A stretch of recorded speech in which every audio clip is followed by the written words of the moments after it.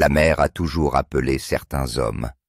Dans le Grand Nord, où les eaux de l'Alaska sont agitées par la glace et la fureur la pêche au crabe, est plus qu'un travail, c'est une question de survie, d'identité et de destin.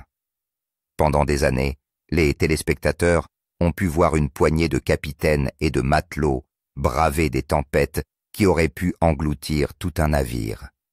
Ils sont devenus des noms connus de tous, mais derrière les caméras, leur vie était aussi imprévisible que les vagues. L'un de ces hommes a grandi avec du sel dans les veines. Son père était pêcheur, et dès son enfance, il était certain de suivre la même voie. En pleine mer, là où le rugissement du moteur rencontre le fracas des vagues, il se sentait chez lui. Lorsque l'occasion s'est présentée de partager son univers avec des millions de personnes par le biais de la télévision, il n'a pas hésité. Avec une énergie fougueuse et des tactiques astucieuses, il a réalisé des prises qui ont stupéfié les téléspectateurs. Les fans ont admiré son habileté, sa ténacité et l'étincelle dans ses yeux lorsque les poses étaient lourds. Mais même les hommes les plus forts ne sont pas invincibles. Des années d'efforts ont brisé son corps et une douleur paralysante dans le dos a transformé sa passion en tourment. Rester assis pendant d'interminables heures dans une timonerie exiguë lui est devenu insupportable. S'accrocher au pont lors d'une tempête l'a poussé au-delà des limites de l'endurance. Pendant un certain temps, il a lutté contre la douleur, refusant de se rendre. Mais finalement, il a été contraint de descendre du bateau et de quitter la vie qu'il avait toujours connue. Sur Terre, il s'est retrouvé à la dérive. Mais la mer lui a enseigné la résilience, et il a mis cet esprit au service de nouvelles entreprises. Il a créé une entreprise produisant du matériel pour le plein air des glacières haut de gamme, suffisamment résistante pour la vie en milieu sauvage. Plus tard, il s'est essayé à d'autres activités, toujours à la recherche de nouveaux moyens de survivre en dehors des vagues. Bien qu'il ait réussi, une partie de lui appartenait toujours à l'océan. Des années plus tard, il est retourné à la flotte et a repris la barre. Ce retour ne concernait pas seulement le crabe, il était la preuve qu'un pêcheur ne laisse jamais vraiment la mer derrière lui. Un autre homme matelot a vécu presque toute sa vie en mer. Saison après saison, année après année, il s'est donné à la chasse. Il travaillait sous une pluie glaciale. Le vent glacial lui arrachait le visage. Son corps était endolori par les longs quarts de travail qui s'étiraient sur plusieurs jours. Pour lui, le bateau était sa maison, et l'équipage, sa famille. De 1998 jusqu'au début des années 2010, il a passé près de 10 mois par an à chasser les crabes dans des eaux dangereuses. Mais la vie a le don de modifier les priorités. Lorsque sa femme a appris qu'elle attendait des jumeaux, il a regardé l'horizon et a compris que les choses ne pouvaient pas rester en l'état. Il ne pouvait pas s'imaginer être à la fois père et pêcheur, alors que la mer exigeait presque tout de lui. Pour la première fois de sa vie, il a choisi de s'éloigner. Ce fut un adieu déchirant, d'autant plus difficile que ce n'était pas seulement un travail qu'il quittait, mais une identité. Il a dit à ses compagnons d'équipage qu'il voulait qu'on se souvienne de lui non seulement en tant que pêcheur, mais aussi en tant qu'époux et père. Ce choix l'a conduit dans un monde différent, où il travaillait toujours avec des bateaux, mais ne risquait plus sa vie dessus. La vente et l'entretien d'équipements marins lui ont permis de rester proche de l'industrie qu'il aimait tout en lui permettant de rentrer chez lui tous les soirs. Au lieu des tempêtes et des semaines sans sommeil, ses journées étaient remplies de familles et de rires et du rythme régulier de la vie ordinaire. Ces histoires, celle du capitaine qui a lutté contre la douleur pour reprendre la barre, et celle du matelot qui a abandonné la mer pour ses enfants, font écho à la réalité plus large de la pêche au crabe en Alaska. C'est un monde qui donne aux hommes une raison d'être, mais qui exige tout en retour. Certains se battent pour rester quel que soit le prix à payer. D'autres s'en vont portant la mer en eux, mais choisissant un autre avenir. Les vagues déferlent indifférentes au choix de ceux qui ont osé les défier. Pourtant, pour les hommes de la flotte, l'océan est plus que de l'eau et du vent. Il est de mémoire, lutte, triomphe et sacrifice. Et qu'ils y retournent ou non, ils restent à jamais une partie de ce qu'ils sont. Numéro d'X Dean Gribble. S'il y a quelqu'un qui peut vous expliquer de première main les dangers de la pêche dans la mer de Bering, c'est bien le matelot Dean Gribble Jr. Gribble n'a pas passé beaucoup de temps dans Deadliest Catch, puisqu'il n'est apparu que dans une poignée d'épisodes. Son rêve de devenir un pêcheur star de la télé-réalité a été de courte durée après avoir frôlé la mort. En 2019, Gribble était parti comme n'importe quel autre pêcheur de crabes en mer, avec des crabes et du poisson en tête, mais ce jour-là est devenu un jour qu'il n'oubliera jamais. Le 31 décembre, le navire de pêche Scabdis Rose était en route vers la mer de Bering pour le début d'une nouvelle saison de pêche au crabe. Ce qui avait commencé comme un voyage normal sur un bateau rempli d'hommes qui rêvaient d'attraper beaucoup de crabes. Cette saison-là s'est rapidement transformée en un voyage marqué par la morosité. Le bateau de pêche s'est heurté à de la glace flottante qui a percé un trou dans son flanc tribord et a coulé. 7 personnes se trouvaient sur le bateau ce jour-là, mais seules 2 ont survécu, et l'une d'entre elles était Gribble. Lui et son compagnon d'équipage John Lawler ont réussi à monter à bord d'un canot de sauvetage où ils ont été élitreuillés par les gardes-côtes. Ils ont été transportés d'urgence à l'hôpital d'Anchorage où ils ont été soignés pour hypothermie. Les autres membres de l'équipage n'ont pas eu cette chance. Le naufrage a fait les gros titres et Gribble et Lawler sont devenus célèbres du jour au lendemain. Ce n'est certainement pas la façon dont il espérait devenir célèbre, mais il semble que la vie ait eu d'autres projets. Malheureusement, les corps des autres membres de l'équipage n'ont jamais été retrouvés, y compris ceux du capitaine et de son fils.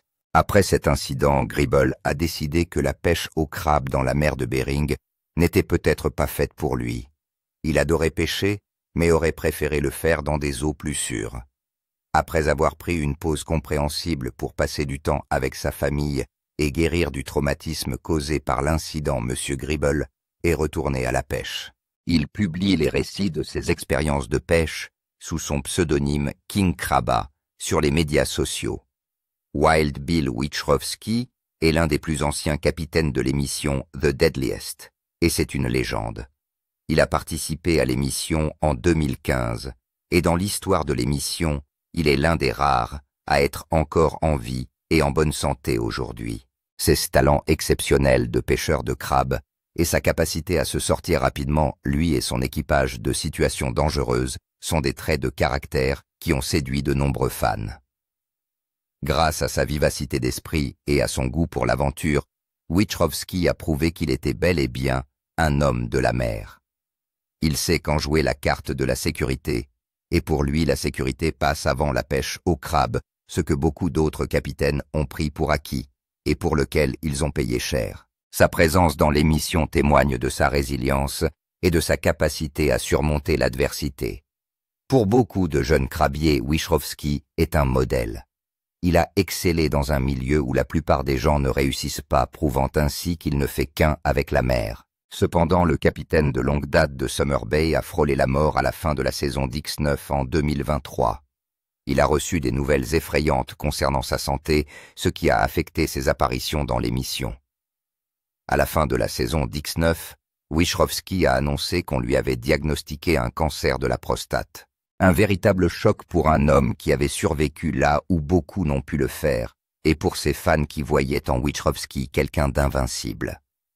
Il a persévéré tout au long de la saison 20 et n'a jamais dû cesser de s'intéresser à la pêche au crabe pour se préoccuper de sa santé. Peu après, il a été annoncé qu'il n'apparaîtrait pas dans les nouveaux épisodes de la saison 21. Pendant un certain temps, il a dû se retirer et suivre un traitement tandis que la série faisait de son mieux pour continuer sans lui. Finalement, en 2024, Wichrowski a fait son retour dans la série. Il a refusé de laisser le diagnostic l'éloigner de ce qu'il aime faire et de ce qu'il fait le mieux. Pour reprendre ses mots, je continuerai jusqu'à ce que je ne puisse plus. Il a tenu ses fans au courant de son traitement sur ses pages de médias sociaux. Au début du mois de février 2025, il a posté le commentaire suivant. « Il semble que je n'ai plus de cancer. » Il explique que jusqu'à présent, le traitement a été efficace et que tous les chiffres sont favorables. 8. Edgar Hansen. Edgar Hansen était un membre d'équipage qui a joué dans l'émission Deadliest Catch dès le premier épisode. Il a servi comme matelot de pont, puis est devenu chef de pont et ingénieur sur le navire de pêche Northwestern sous les ordres de son frère, le capitaine Sig Hansen. Pendant plus de 9 saisons, il a prouvé qu'il était un maître de la mer compétent, donnant tout ce qu'il avait pour assurer le bon fonctionnement du bateau de son frère. Dans la 9e saison, il a même remplacé son frère en tant que capitaine de relève, travaillant en étroite collaboration avec sa nièce Mandy pour rassembler l'équipage du Northwestern lors d'un tour en mer éprouvant. Dans l'émission, Hansen et son frère étaient le clou de chaque saison, laissant les fans en haleine, alors qu'ils luttaient contre le vent et la mer dans la course au crabe d'Alaska. La popularité de Hansen s'est étendue à d'autres émissions, et il est même apparu dans d'autres émissions de télé-réalité, telles que This Old House et Cash Cab. C'est alors qu'il s'est attiré de sérieux ennuis. En 2018, il a été accusé d'avoir abusé sexuellement d'une adolescente en Floride. Il a plaidé coupable et a dû payer une amende. Il a également été condamné à une peine avec sursis, mais a réussi à éviter de purger une peine dans une cellule de prison.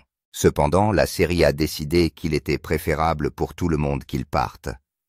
Après la saison 14, il a quitté l'émission et n'a plus été mentionné comme membre de l'équipe depuis. Après l'incident, Hansen s'est fait discret et a rarement été vu ou entendu même sur les médias sociaux. 7.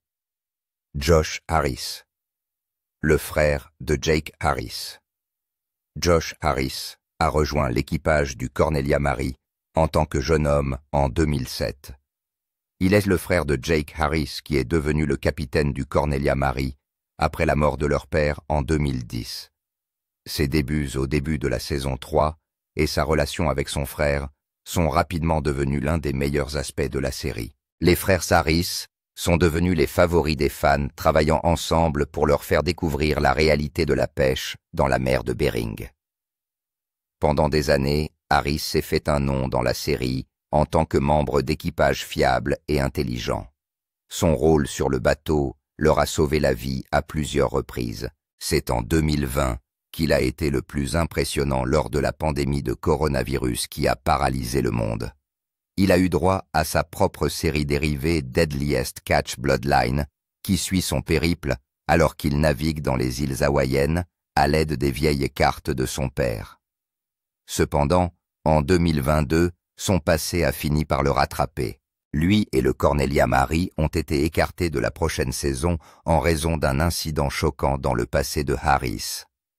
En 1988, il a été accusé d'avoir abusé sexuellement de la fille de son voisin. Harris était un adolescent à l'époque, tandis que la victime avait 4 ans. Il a plaidé coupable et les charges ont été réduites.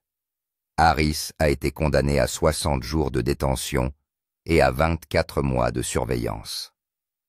Lorsque Discovery Channel a eu vent de cette affaire, elle a publié une déclaration empêchant Harris de participer à de futurs épisodes de la série. Son spin-off a été annulé et il a été banni de l'émission. Harris a fait profil bas depuis que l'incident a été révélé et n'a pas été vu dans l'émission depuis lors. Numéro 6, Jason King. Anciennement connu sous le nom de Tennessee du nom de sa ville natale, il ne lui a fallu qu'un seul épisode pour devenir célèbre, et ce n'est pas parce qu'il a fait quelque chose d'héroïque. Sa première et dernière apparition dans la série remonte à la saison 11, une saison où les navires étaient en guerre contre les glaces polaires et où les capitaines étaient en mode crise. King était l'un des matelots du Cornelia Mary et aurait été quelqu'un que les fans n'auraient jamais remarqué s'il n'avait pas eu une liste de délits. 2 ans après ses débuts, à 15 ans, King est arrêté à son domicile de Counce, dans le Tennessee, une petite ville frontalière proche du Mississippi. 14 livres de marijuana ont été trouvés cachés sous sa maison et un pistolet a été découvert dans un tiroir de sa cuisine. Avant cela, il avait déjà une liste de crimes à son nom et avait été arrêté. 1 an et demi plus tard, un juge fédéral l'a condamné à une peine maximale de 51 mois de prison et à 3 ans de liberté surveillée. Au fil des événements, chaque reportage sur l'arrestation et la condamnation rappelait aux téléspectateurs son association avec The Deadliest Catch, l'associant à jamais à l'émission, même s'il n'y est apparu que quelques minutes. Numéro 5. Zach Larson. Dans la mer de Bering, la pêche au crabe peut être considérée comme une entreprise familiale. L'émission Deadliest Catch a compté un grand nombre de membres de la famille qui sont devenus les favoris des fans au fil des ans. De Sig et Edgar Hansen à Phil Harris et ses fils, en passant par les frères Jonathan et Andy Hillstrand. Avec une telle collection de membres de la famille, les fans assistent de temps en temps à des drames familiaux dans la série. La relation entre le capitaine Wild Bill Wachowski et son fils Zach Larson est l'une de celles qui viennent à l'esprit lorsqu'il est question de drames familiaux. Zach Larson est apparu dans la saison 6 en tant que débutant sur le bateau de son père, le Kodiak. Au cours des saisons suivantes, il a gravi les échelons jusqu'à devenir matelot de pont, puis mécanicien du Kodiak avant de rejoindre un autre bateau, le Cape Caution, avec son père. Bien qu'ils soient ensemble en mer la plupart du temps, Larson et Wachowski s'entendent rarement. Wild Bill, comme son nom l'indique, a une personnalité excentrique, et Larson a souvent eu du mal à sortir de son ombre. En 2019, Larson a finalement quitté l'aile de son père pour rejoindre le Brenna A, dont le capitaine est Sean Dwyer. Là, il a eu une révélation et a décidé de suivre sa propre voie. Il abandonne la pêche au crabe et se lance dans la pêche au cabillaud. Pêcheur de cabillaud, il a pris la relève en tant que capitaine du navire de pêche Eleanor G, qui appartenait également à Sean Dwyer. Depuis, il ne cesse de pêcher la morue. Connu pour son agressivité et son côté crapuleux, Nees est apparu dans la série lors de la saison 7 en tant que capitaine du Ramblin' Rose. Il finit par changer de navire qu'il baptisa le Saga. Il était connu pour son caractère argumentatif et strict, toujours à l'affût de problèmes.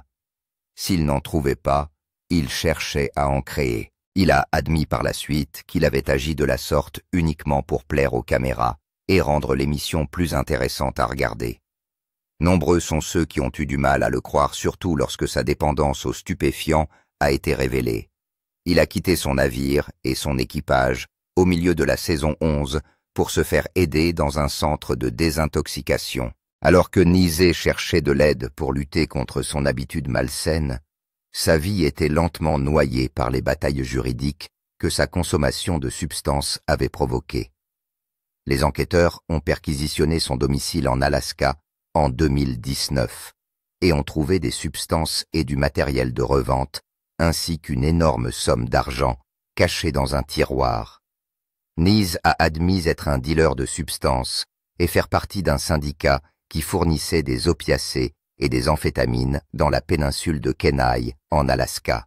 Il a été condamné à quelques mois de prison et a finalement été mis en liberté surveillée.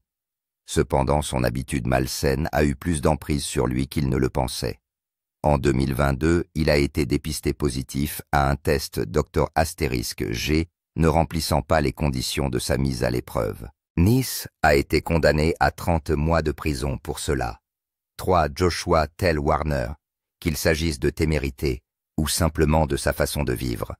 Joshua Tell Warner est l'un des hommes les plus audacieux à avoir participé à l'émission The Deadliest. Il faut beaucoup de courage pour aller pêcher des crabes dans les eaux dangereuses de la mer de Bering, et encore plus de courage pour le faire en direct à la télévision. Ce qui demande beaucoup plus de courage que tout cela, c'est d'aller pêcher des crabes en direct à la télévision après avoir braqué une banque. C'est exactement ce qu'a fait Warner. Il a fait ses débuts dans la série au cours de la saison 5 en tant que novice à bord du navire de pêche The Wizard. C'est sur ce bateau qu'il passe la moitié de la saison. Alors qu'il se disait novice en matière de pêche au crabe, il était passé maître dans l'art du braquage de banques sur le continent. Alors que ses coéquipiers faisaient tout pour qu'il se sente bien à bord, ils étaient loin de se douter que Warner avait braqué une banque de l'Oregon en 2007. Enthousiasmé par son expertise en matière de braquage de banque, il s'en était apparemment vanté auprès de ses amis, mais ceux-ci ne l'avaient pas cru, pensant qu'il inventait tout simplement. En avril 2009, alors que ces épisodes de Deadliest Catch étaient diffusés, Il s'est rendu sur le continent, a braqué une autre banque de l'Oregon, puis est revenu 3 semaines plus tard pour braquer à nouveau la même banque. On peut parler d'un criminel dévoué. Il a finalement été arrêté en décembre 2009 et a été condamné à une peine de 9 ans de prison. Warner a évité les médias sociaux et n'a pas de compte sur les médias sociaux. À ce jour, personne ne sait où il se trouve, ni s'il est toujours en prison. Nous savons cependant qu'il n'a pas participé à Deadliest Catch depuis lors. Numéro 2. Sig Hansen. Si vous voulez parler du véritable pionnier de Deadliest Catch, c'est Sig Hansen. Depuis plus de 20 ans, Sig a prouvé qu'il était le meilleur sur la mer de Bering. Là où d'autres ont perdu la vie, et parfois, la raison Sig a escaladé les eaux de la mer de Bering et en est sorti vainqueur. Il a impressionné ses fans par son approche traditionnelle, se fiant aux cartes et à son instinct plutôt qu'à la technologie. Il est connu pour être ferme et strict, mais sa relation avec ses frères à l'écran a prouvé que sous cette dureté se cache un homme qui comprend les liens qu'il a tissés au fil des ans et qui les chérit. En tant que capitaine Sig, a prouvé à maintes reprises qu'il était un grand chef, qu'il appréciait les membres de son équipage et qu'il était toujours attentif à leur bien-être. À un moment donné cependant, il a eu une véritable frayeur pour sa santé. Il y a quelques années, Sig a été victime d'une crise cardiaque. C'était une expérience effrayante, surtout pour sa famille et ses amis, qui l'avaient toujours connu comme un homme plus grand que nature. Heureusement, il était chez lui à ce moment-là, et sa femme June a été assez rapide pour l'emmener à l'hôpital à temps. Les médecins ont confirmé que Sig avait été victime d'une crise cardiaque due à une obstruction des artères. Il a dû subir une angioplastie pour éliminer l'obstruction. En 2018, une nouvelle crise cardiaque est venue compliquer ses problèmes de santé et mettre en péril sa carrière de pêcheur de crabes. Après ce deuxième incident, Sig a décidé d'être plus soucieux de sa santé. Il a arrêté de fumer, ce qui selon lui a contribué à améliorer sa santé. Il a également arrêté l'alcool et a décidé d'adopter un mode de vie plus sain. Malgré tout, il a décidé d'affronter ses problèmes cardiaques comme il affronte la mer de Bering, avec courage et sans état d'âme. Sig, le capitaine du Northwestern, ne partira pas de sitôt. Sa fille Mandy s'implique de plus en plus sur le bateau en vue de prendre la relève, mais ce n'est pas pour tout de suite. Il sera intéressant de voir comment Sig planifiera sa retraite du secteur de la pêche. Compte tenu de son implication, il lui sera certainement difficile de quitter les eaux de la mer de Bering pour mener une vie normale et tranquille sur la terre ferme. Pour l'instant, Sig réussit à être la prise la plus mortelle et s'est remis de ses problèmes de santé. Numéro 1. Jake Anderson. Jake, l'un des plus jeunes capitaines de l'émission, a montré à maintes reprises qu'il était bel et bien un enfant de la mer. Il a grandi dans la ville d'Anacourt, dans l'État de Washington, constamment entouré de générations de pêcheurs. Jake a pris la mer dès son plus jeune âge avec son oncle Brian Mavar, qui a également été membre de l'émission Deadliest Catch. À l'âge de 17 ans, il pêchait le saumon dans la baie de Bristol en Alaska. À 20 ans, il travaillait sur un chalutier transformateur et à 25 ans, il s'est lancé dans la pêche à la marmite. Un an plus tard, il devient greenhorn sur le Northwestern, où il se fait un nom dans l'émission Deadliest Catch. Sa personnalité et son charisme se sont affirmés tout au long de la série, puisqu'il est passé de matelot à matelot de pont et qu'il a récemment été promu chef de pont sous les ordres du capitaine Sig Hansen. Bien que ses sourires et son attitude charmante le fassent passer pour la personne la plus heureuse du monde. Anderson a eu sa part de chagrin et de problèmes dans la vie. À un moment donné, il a lutté contre une dépendance à l'alcool.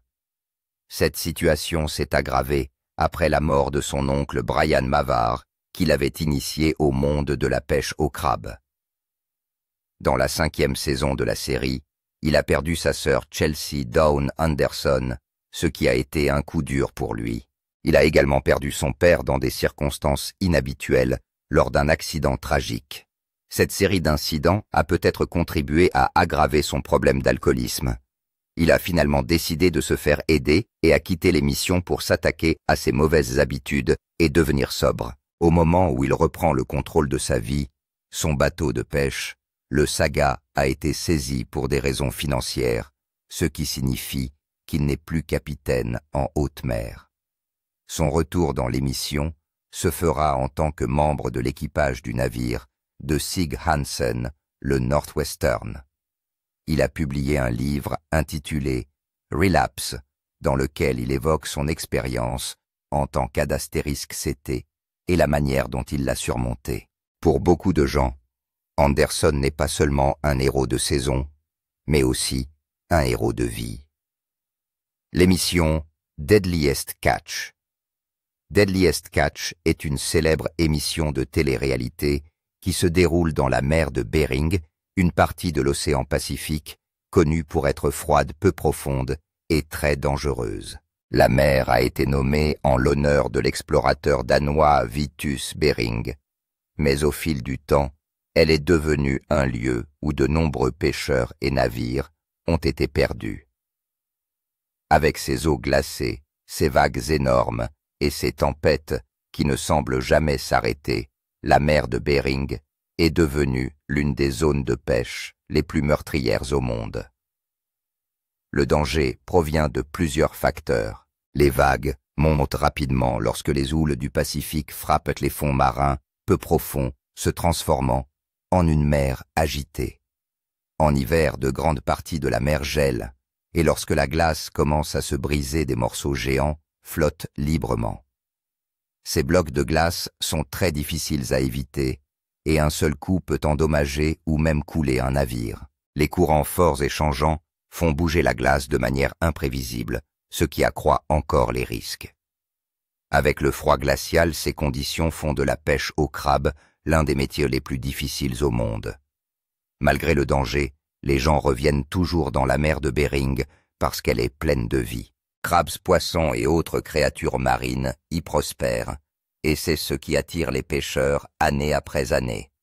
Les orques sont également fréquentes dans ces eaux, se nourrissant de la richesse de la vie marine. Pour les pêcheurs, la récompense d'une grosse prise est toujours contrebalancée par le risque de blessures graves, voire pire. C'est ce mode de vie extrême que Deadliest Catch montre au monde entier. La série suit des pêcheurs de crabes de l'Alaska qui affrontent des tempêtes, des vagues glaciales et des conditions mortelles, tout en faisant la course pour attraper des crabes. Cependant, l'émission n'est pas seulement consacrée à la pêche, elle révèle également les luttes personnelles des équipages, le stress, l'épuisement, les blessures, les mauvaises habitudes et le lourd tribut que la vie en mer fait payer à leur corps et à leur esprit. Les téléspectateurs assistent à la fois à la gloire d'une bonne prise et au déchirement des accidents, des conflits et même de la mort. Avec plus de 20 saisons, Deadliest Catch est devenue plus qu'une simple émission sur la pêche. C'est une histoire de bravoure, de sacrifice et de survie dans l'un des environnements les plus difficiles de la planète. Au fil des ans, les fans se sont attachés aux vedettes de la série, les regardant combattre la mer saison après saison. Mais le temps change tout. Certains pêcheurs sont toujours sur l'eau, d'autres ont changé de vie, et d'autres encore sont malheureusement décédés. De nombreux téléspectateurs se demandent où sont leurs stars préférées aujourd'hui et comment elles se portent après avoir vécu une vie aussi dangereuse et exigeante. Que pensez-vous de ces vedettes de Deadliest Catch et de leur situation actuelle? Partagez vos réflexions dans les commentaires. Si vous avez aimé cette vidéo, aimez, partagez et abonnez-vous à cette chaîne. Avant de partir, regardez les autres vidéos sur votre écran.